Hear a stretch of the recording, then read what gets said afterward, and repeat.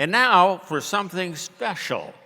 Our governors, Roger, Todd, and Pete, have traveled their districts this year, observing the things that we do for service. They've been impressed with the good work of Rotarians and our work with the Rotary Foundation, taking action to create change, building communities, and a better world. Our governors wanted to share examples of what they have seen, so they have selected several stories of good Rotary work. Here to introduce those stories are our District Rotary Foundation chairs. From District 6250, Foundation Chair Aaron Lukin. And from District 6270, Foundation Chair Steen Saderhoff. Come on out, folks.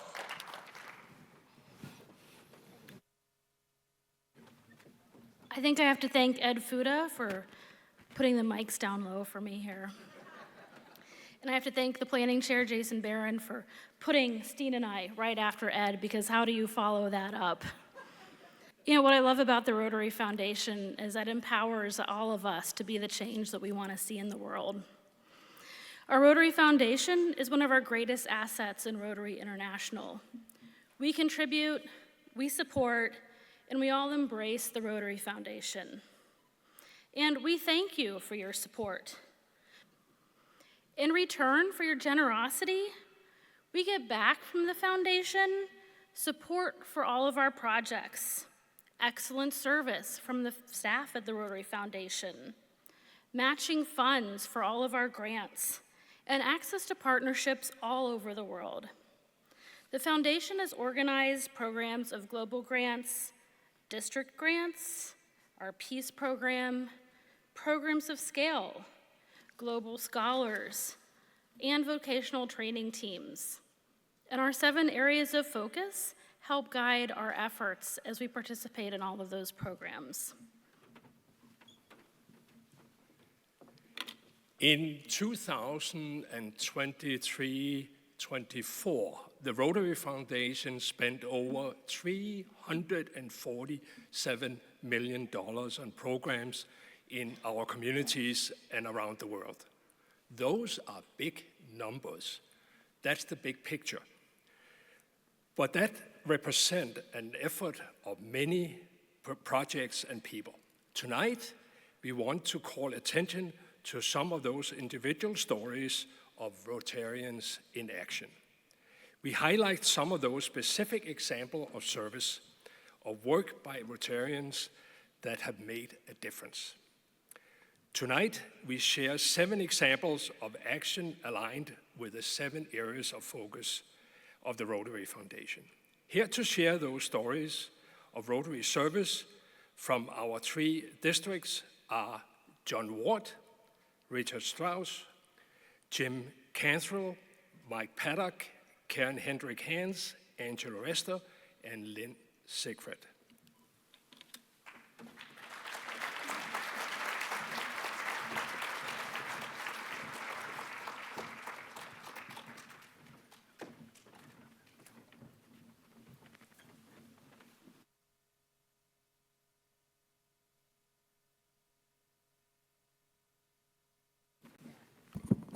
Good evening, Peace Builders.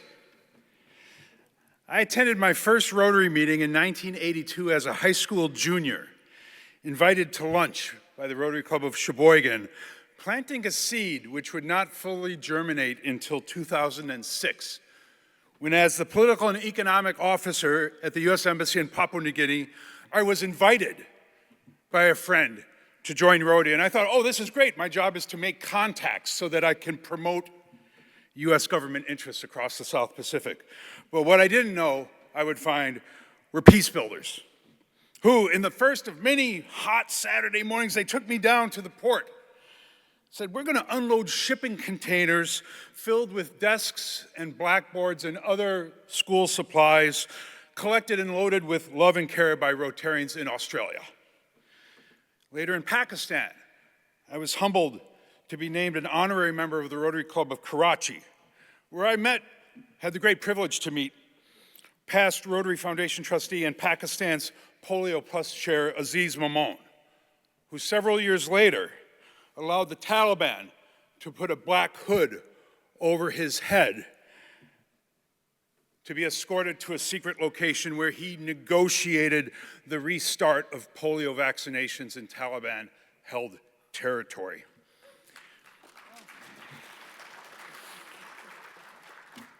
Then I spent 3 years as a member of the Rotary Club of Calcutta in India, Asia's oldest continuously operating club, where I met more peace builders engaged in projects across the spectrum of all the other 6 areas of focus: building peace and preventing conflicts. And then moving home to Wisconsin 2.5 years ago, my first service project with the Rotary Club of Milwaukee took me to a warehouse just up Interstate 41 near my birthplace of Menominee Falls, where we helped sort and load medical supplies for Ukraine. But I've had the great privilege to also get involved across our 3 districts. Immediate past governor of 6220, Dave Anderson, invited me to speak on diplomacy at the charter ceremony of the Rotary Club of Wausau After Hours, which is focused on building peace internationally and locally. And last May, I bunked with Ed Fuda at the District 6250 RILA, the wonderful program for high school sophomores where they learn to work together in peace. And finally, I came full circle on Christmas Day of last year, going to help Sheboygan Rotarians load food donations at their Making Spirits Bright.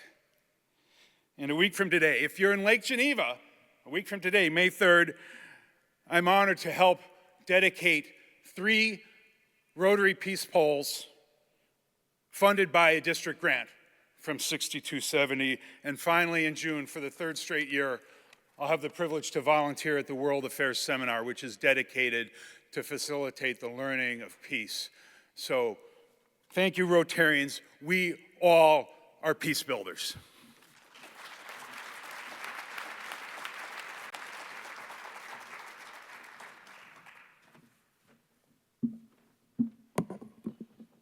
Good evening. Good evening. My name is Richard Strauss. I'm a member of Rotary Club of La Crosse, and I'd like to introduce you to the Brain Game. The Brain Game is a 76-page manual in its 4th English and Spanish editions, and there are copies on each table. The Brain Game is a book of innovative and fun ways to enhance a child's development and to help children from birth to 3 years develop healthier brains so that they'll become healthier learners. Written by pediatricians and family and early childhood developmental experts, the Brain Game has been given free of charge to every new parent in La Crosse for over 20 years. The National Academy of Sciences reported in the article Neurons to Neighborhoods that the most crucial stage of brain development occurs in the first 1,000 days, which is roughly the first 3 years of life, and that the single most important factor influencing brain growth is the interaction between babies and parents and caregivers. The most fundamental wiring in the brain starts right after birth, with the most foundational and important wiring acquired by hearing, seeing, and feeling through a process called serve and return, whose basic mechanism is the baby serving stares, smiles, laughs, razzes, syllables, and words to the parents, and the parents returning smiles, laughs, words, sentences, stories, singing, and hugs to the child, and love, as Chuck mentioned earlier. And while this interaction is essential, the lack of such interaction can result in developmental issues. The Brain Game offers activities like games to play, nursery rhymes to read, songs to sing, dances to dance, pictures to view and discuss, and lots of other examples, guidance, and advice about what should take place at each developmental stage from birth to 3 years.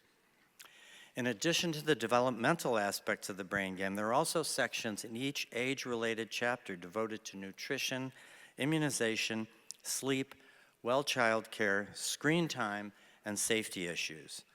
The Brain Game directly addresses basic education and literacy, one of the Rotary Foundation's 7 areas of focus. If the Brain Game is a project your club would like to establish with your region's newborn service or pediatric and family medicine departments, please contact us for more information and to order a supply of books. And if you wish to take the copies on your table, do so, enjoy them. Thank you very much.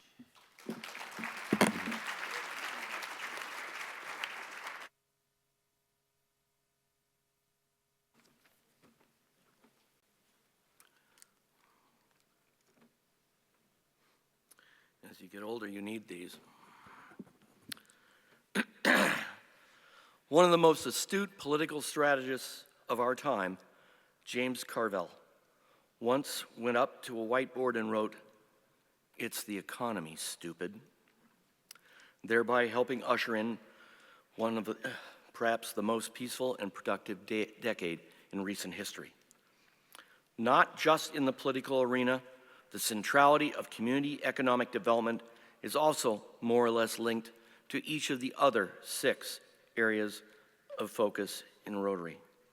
And while much of what we have discussed here at TriCon deals with the role of global grants and what they play in empowering those we serve overseas, even small clubs can harness the power of Rotary to have sizable impacts on the well-being of people, needy as they are, far from home.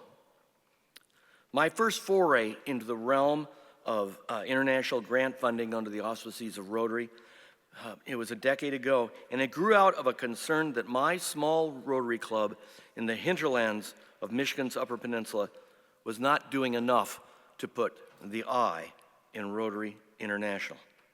I convinced my club to hold a fundraiser to support requests for proposals related to a prospect in another country. After securing a small sum, we reached out and quickly chose to assist an NGO with a project in the arid regions east of Nairobi, Kenya. The Drylands Natural Resource Center, directed by Rotarian Nicholas Ciano, wanted to install 3 large rainwater catchment cisterns to nourish an expanded tree nursery, spurring sustainable economic and environmental development via agroforestry in and around the village of Manui. We enlisted a handful of other clubs in District 6220 and applied to receive matching DDF funding, all totaling just $15,000. We wanted to do so in as short a time as possible and chose, therefore, not to seek global grant funding. Nonetheless, that small amount was sufficient to not only fund the cisterns and enlarge the tree nursery, but also to train farmers in the village how to transplant more than 30,000 fruit and nut trees in the first year, tend them, and thereby secure a continuing source of food and income. I'm happy to report that today, from that small grant, the program has been able to obtain even more non-Rotary Foundation funding, develop 100 new cisterns, expand to more than 600 farms, serving roughly 3,600 citizens, and propagate more than 100,000 trees of different species each year. You know, it is said that a rising economic tide enriches everyone's lives. In our case, I think we have ample evidence that even a small hand up can have dramatic outcomes. Indeed, the magic of Rotary can, time and again, float all boats. Thank you.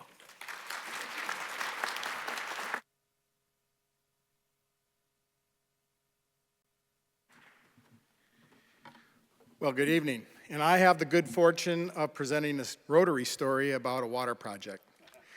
And I can tell you that this is a story that I never tire of telling, no matter what the community is, because many of them are the same. It starts with the promise of a project that was through one of our assessments.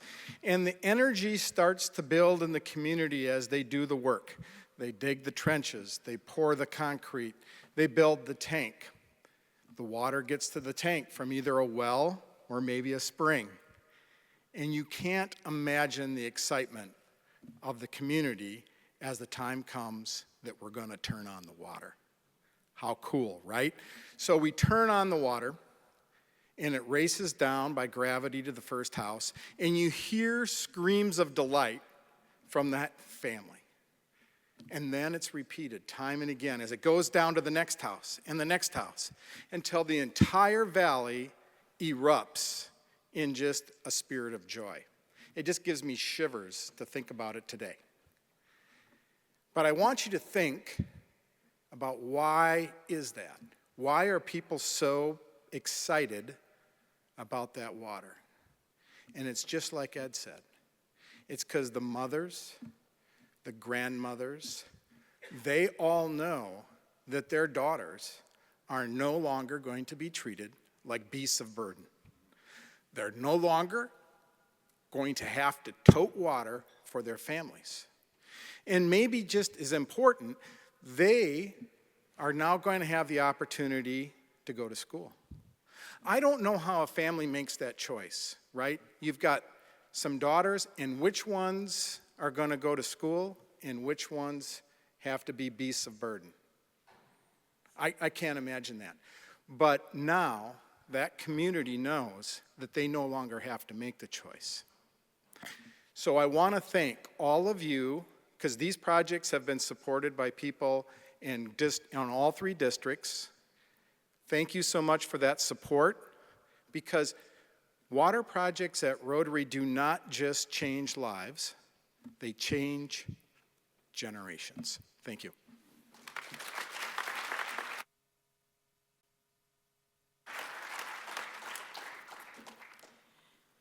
Protecting the environment is the newest area of focus for the Rotary Foundation. To make an analogy, the foundation hosts a banquet with a limited number of place settings. Each area of focus is invited to dine. As the main course, the foundation serves up the chance to get matching funds for life-saving projects, life-changing projects that meet the rigorous requirements for global grants. Other courses include global grant scholarships, the expertise of cadre technical advisors, vocational training teams, and as dessert, allowing Rotarians like you and me to dedicate our gifts to the foundation to fund our passions, our chosen area of focus. Now, because the environment is relatively new to Rotary's banquet, we might have missed a course or two along the way. So I don't yet have a personal compelling story about my completed environmental global grant. Still, I'm grateful for my Rotary journey that led to the founding of SRAG, the Environmental Sustainability Rotary Action Group, now with 2,500 members in over 100 countries and 330 Rotary districts. And I do know that I am inspired and enriched by my online colleagues who've now become friends, some of whom set their alarms for 3 a.m. to make a Zoom meeting on the other side of the world because they are dedicated to take action to take care of the climate, slow biodiversity loss, and clean up and prevent pollution. As I list some of our projects, I see the faces of the passionate people. The opportunity to do these projects has changed their lives and impacted their Rotary journeys. Our humanitarian service above self is to plant a pollinator garden or mangroves, to reduce food waste in school lunchrooms, to help Habitat for Humanity build solar-ready homes, or maybe host a lithium-ion battery collection. We incubate impactful projects that we hope will scale and can be replicated. We will help those grant-making guidelines to evolve to their full potential. We will leverage the magic of Rotary to turn barriers into gateways. and I hope you'll join me to embrace these opportunities.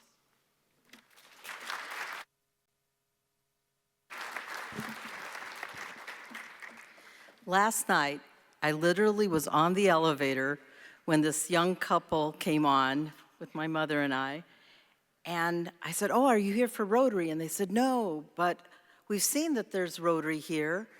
Are you a Rotarian?" I said, "I am." And as we got off the elevator on the same floor, the gentleman said, "Why are you in Rotary?" I said, "That's easy." I said, "My mom's from Panama, my dad's from Germany. I'm first generation here, born back in the 50s, in a community that didn't appreciate people who were brown. And in Rotary, I've discovered the power of one. I was able to give those life-saving drops in India and in Nigeria. If you can imagine being a part of a sea of humanity, Rotarians organizing that 170 million children, let that sink in, 170 million children in India being immunized in one day. And the same kind of program in Nigeria. And then in 1992, a dentist in my club in Menominee Falls says, "Hey, I'm going to Guatemala. I need somebody who can mix amalgam and shine the flashlight, tell them to spit in the bucket and translate for us. Do you want to go?" So in 1992, a month before I got married, I was in Guatemala, and we went, and these Quechuan people who we described as people without walls, because they just trusted us. And we went in, and these people walked days to be able to come and alleviate pain just from their teeth, impacting the rest of their life and even extending their life, just getting dental care.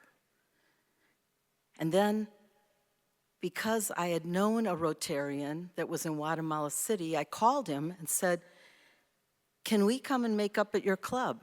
He said, "Sure." And we get there, and he had brought all three clubs together to find out what we were doing there.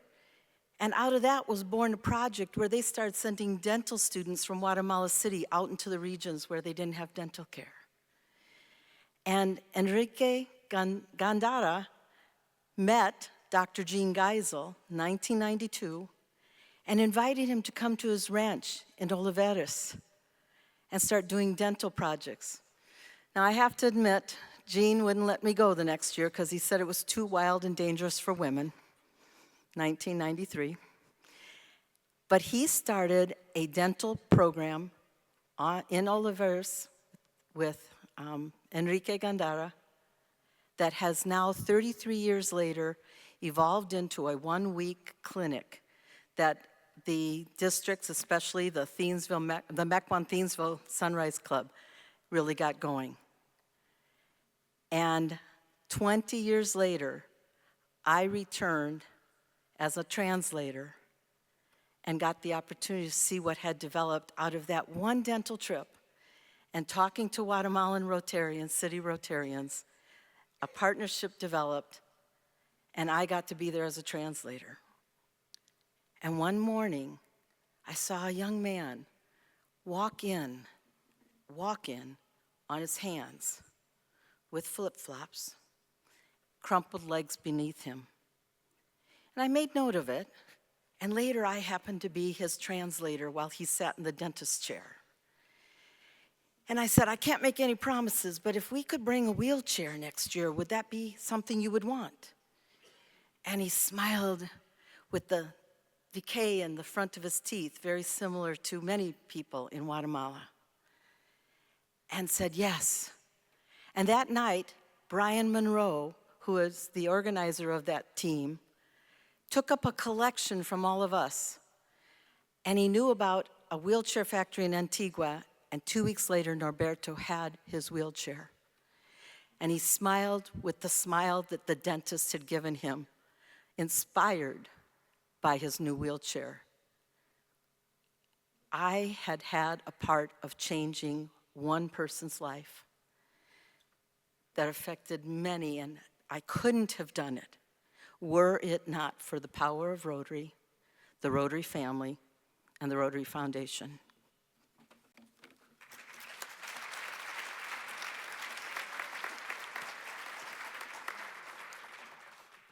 I had the opportunity to travel to Guatemala with the Rotary Club of Milwaukee in 2023.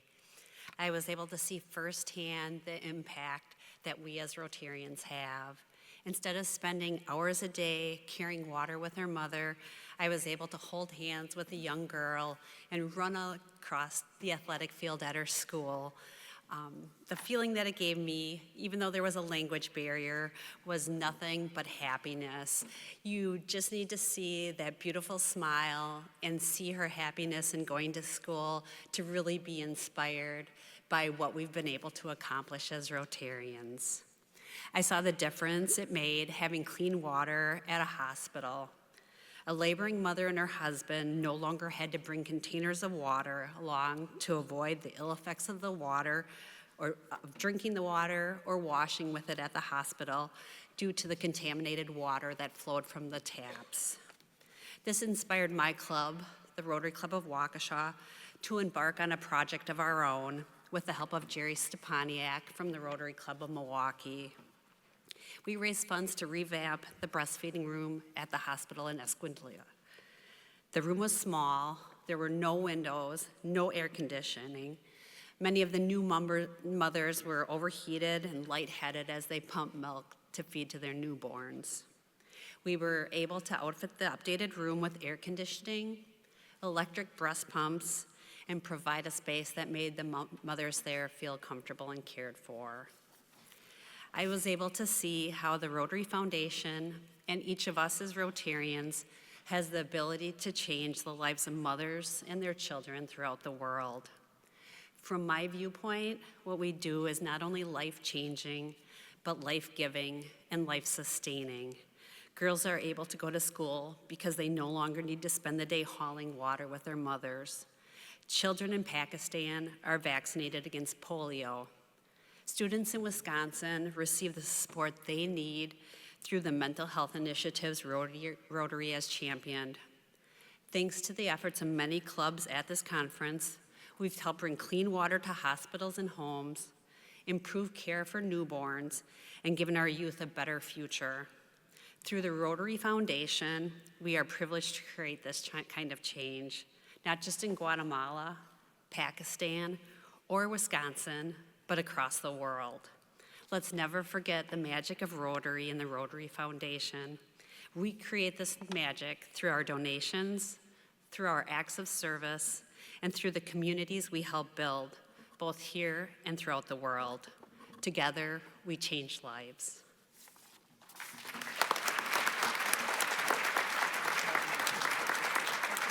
Stories. Really good job, folks.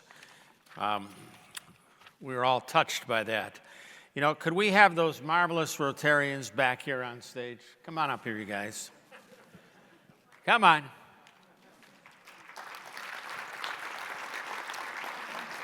File in behind me. That's it.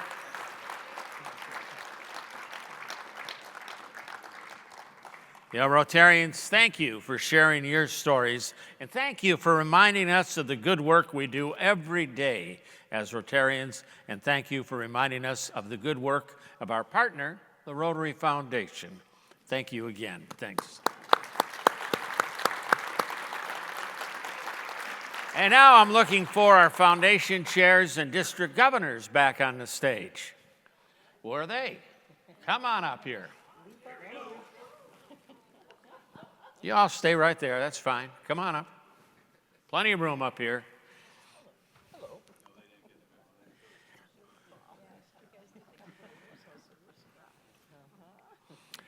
Let's give them all a big hand, folks.